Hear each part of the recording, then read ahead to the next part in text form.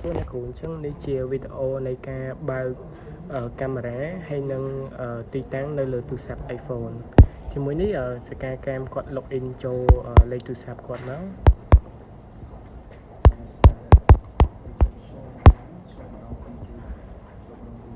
បាទអញ្ចឹងគាត់ចុច scan វត្តមានមកចឹងនៅពេលដំបូងនេះគឺយើងចុចមកគឺអត់មានអីហើយយើងឃើញថាវាមាន message ប្រាប់យើងថាទីតាំងមិនត្រូវបានអនុញ្ញាតអញ្ចឹងដំណោះស្រាយនៅមួយហ្នឹងគឺទី1នេះគឺយើងចូលទៅក្នុង setting បាទ